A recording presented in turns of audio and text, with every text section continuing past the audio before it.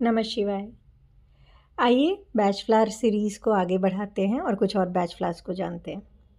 क्योंकि आज मेरा काम करने का मन नहीं हो रहा था इसलिए मैंने पहली रेमेडी यही चूज़ किया है, जो ऐसे लोगों के लिए है जो आज का काम कल पे टालते हैं। कुछ लोग आपको ऐसे मिलेंगे जो हमेशा काम ना करने के लिए आपको एक्सक्यूज़ देंगे। आज नहीं कल करेंगे, फर्स्ट से करेंगे, मंडे से करेंगे, शुभ दिन से करेंगे, एक्सेट्रा एक्सेट्रा, मतलब एनी टाइम कोई ना कोई एक्सक्यूज़ लेकर के खड़े होंगे। क्यों ऐसा करते हैं? कभी कभार है तो फिर ठीक है, लेकिन अगर हमेशा यही हैबिट है, बिल्कुल बहुत ही उन्हें पुश करना पड़ता है किसी भी काम के लिए, that means they are lacking motivation to perform any new task. Day to day task में भी ऐसा कर सकते हैं, इधर सोकर उठे हैं, उधर सो गए, उधर उठे, उधर गए। फ्रेश डे स्टार्ट ही नहीं करना है, बहुत उन्हें पोक करना पड़ता है। किसी भी चीज़ का आप देखेंगे कि कुछ करने का अंदर से आता ही नहीं है।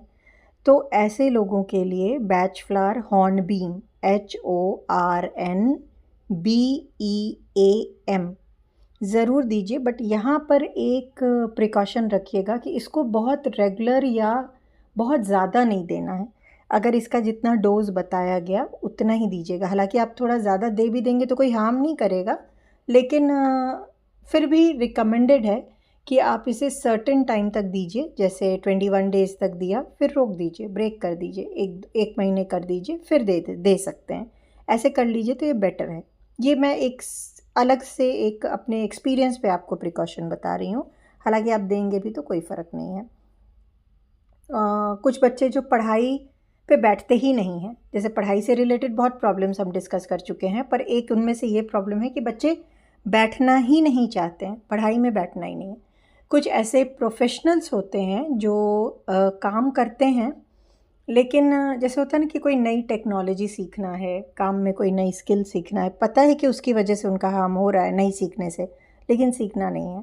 या फिर कुछ लोग आप ऐसे देखेंगे जो पढ़ी लिखी लेडीज़ हैं, फैमिली वाले भी बहुत सपोर्ट कर रहे हैं कि नहीं आप जॉब करो करो करो।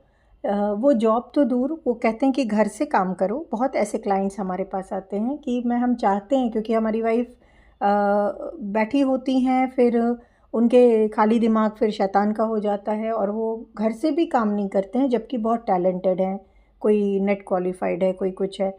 तो वैसे क्या है, क्योंकि उनका मोटिवेशन ही नहीं है डे टू डे काम में, या किसी नए चीज़ को ग्रैब करने का, शुरू करने का मोटिवेशन नहीं है। तो ऐसे लोगों के लिए बैच फ्लावर हॉर्नबीम बहुत अच्छा रहता है और इसे ज़रूर देना चाहिए। अब मैंने आपसे पहले वीडियो में बात की थी अननोन फियर के बारे में। उसके लिए हमने बैच फ्लावर रिकमेंड किया था कि जब आपको पता ही नहीं कि आपको किस चीज़ का डर है और आप हमेशा किसी न किसी एक डर के फीलिंग में हो। अब अगर आपको पता है कि आपको किस चीज़ का डर है और फिर भी आप डर रहे हो, जैसे कि हमेशा आप बीमार होने के डर में हैं, तो अगर आप बीमार होने के डर में हैं तो क्या होगा कि आप खाना बहुत कॉन्शियसली खाएंगे। आप हेल्दी भी खा रहे हैं, फिर भी बहुत नाप तोल करके खा रहे हैं। वो खाने से जो रियल एसेंस आपको मिलना है, रियल पॉजिटिव एनर्जी, वो आपके फियर की ही एनर्जी मिल रही है। आपको अगर ट्रैवलिंग में किसी तरह का डर है, आप ओवर कॉन्शियस हैं ट्रैवल करने में, तो ट्रैवलिंग की जो चीज़ है वो आप ग्रैब नहीं कर पा रहे हैं। आपको पैसा है आपके पास, मैं कहती हूँ बहुत नहीं है तो काम भर का है, लेकिन आप उस पैसे के गुम हो जाने का, पैसा कम हो जाने का, गरीबी का बहुत आपके अंदर अगर फियर है तो, या ऐसे लोग फिर अगर उनको स्टेज पे डाल दीजिए तो वो पब्लिक स्पीकिंग नहीं कर सकते, वो लोगों से अपनी बातें एक्सप्रेस नहीं कर सकते। डर है उनको, ये भी पता है कि मुझे इस चीज़ का डर है, ड्राइविंग का डर है, कैसा भी नोन फियर हो, वैसे लोगों को बैच फ्लावर मिम्यूलस, MIMULUS, ये बहुत ही अच्छा बैच फ्लावर है। कुछ आपके अगर घर में बच्चे हैं तो वो बच्चे पहले ही बोलेंगे मेरा तो एग्ज़ाम ख़राब ही होना है, क्योंकि वो फ़िज़िक्स का पेपर है, मैथ्स का पेपर है, संस्कृत का पेपर है। कि बच्चे पढ़ चुके हैं, सब आता है, लेकिन एक फ़ियर जानकर है कि क्योंकि मैथ्स है इसलिए मेरा ख़राब होगा, तो वो होना ही होना है। तो ऐसे में क्या करते हैं आप, जो चीज़ नहीं होनी वो भी अपने साथ अफर्म करते हैं आप। ऐसा करके अपने चक्रास तो ब्लॉक ऑफ कोर्स करेंगे, क्योंकि किसी भी तरह का फियर सबसे पहले आपके सेक्रल चक्रा को और रूट चक्रा को ब्लॉक कर देता है। एक बार आपका जब रूट चक्रा ब्लॉक होता है तो उसके आसपास के जितने आपके ऑर्गन्स हैं वो भी डिस्टर्ब होंगे, और क्योंकि रूट चक्रा में आपकी बोन की हेल्थ होती है, हड्डियों की हेल्थ आपके रूट चक्रा में है, तो आपको बोन वीकनेस सबसे पहले स्टार्ट हो जाएगा।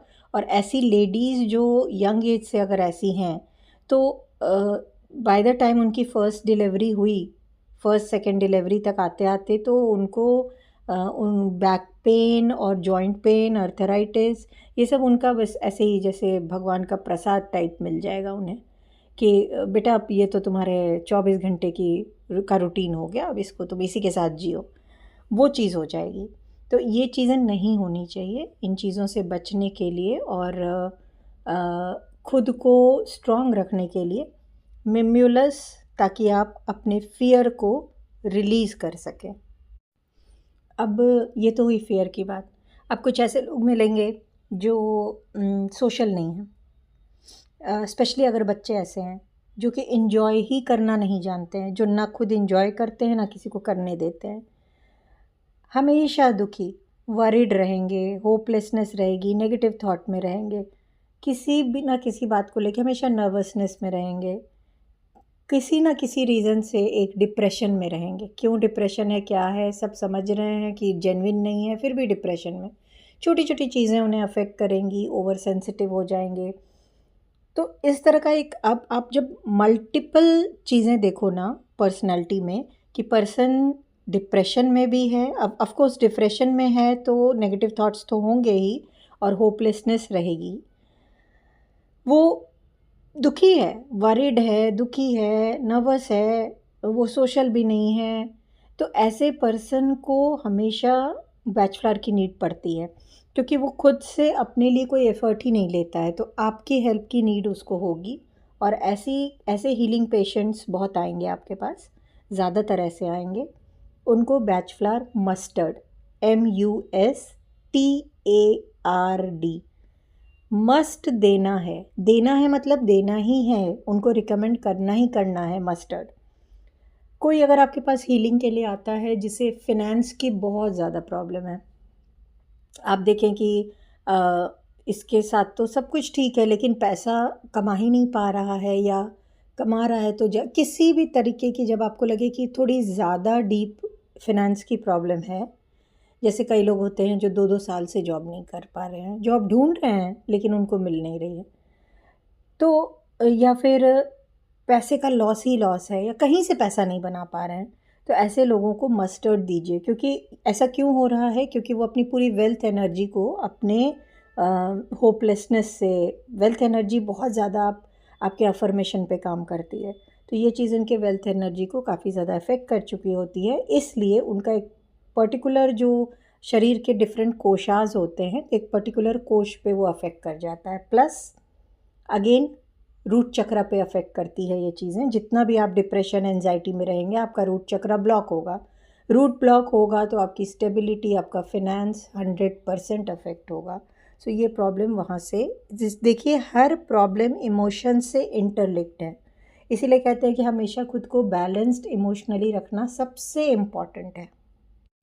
चलिए डिप्रेशन की बात छोड़ देती हूँ और वैसे लोगों को लेती हूँ जो फिज़िकली बहुत हार्ड वर्क करते हैं, मतलब या तो उनका जॉब प्रोफाइल ऐसा है कि फ़िज़िकल वर्क बहुत ज़्यादा है, बच्चों में या बड़ों में भी, जो स्पोर्ट्स पर्सन हैं उनके लिए भी ये एप्लीकेबल है। ये बैचलर स्पोर्ट्स पर्सन के लिए तो बहुत ही अच्छा है। इसका नाम ही है work life balance remedy, oak, OAK, oak bachelor. उन लोगों को आप रिकमेंड कर सकते हैं जो फिज़िकल वर्क बहुत ज़्यादा करते हैं और इतने धुन में आ जाते हैं, वो इतना अपना बैलेंस, मतलब वो एक क्रेज़ में रहते हैं, या कुछ भी कह लीजिए कि अपनी बॉडी की फ़िज़िकल हेल्थ को इग्नोर करते रहते हैं, बॉडी की सुनते नहीं हैं। उनकी बॉडी एक एक टाइम के बाद होता है ना कि बॉडी ने भी नमस्ते किया कि भाई अब बस, अब मुझे थोड़ा रेस्ट चाहिए, मुझे भी थोड़ा सा ब्रेक चाहिए, रिपेयरिंग का टाइम चाहिए, वो नहीं सुनते हैं। तो ऐसे में ऐसे लोगों में कुछ समय के बाद बहुत फ्रीक्वेंट मसल टेयरिंग की प्रॉब्लम आएगी, फ्रैक्चर्स की प्रॉब्लम आएगी, उनके ओवरऑल जो बॉडी का मस्कुलर पेन है, वो एक पेन होता है कि चलो आपने थोड़ा स्पोर्ट्स वगैरह ज़्यादा किया है तो मस्कुलर पेन हुआ, एक पेन होता है कि अब मसल्स बोल चुकी है कि बस अब इसके आगे मुझे एक्सर्ट मत करो, पहले मुझे रीजुविनेट होने दो, वापस से अपनी जगह पे आने दो।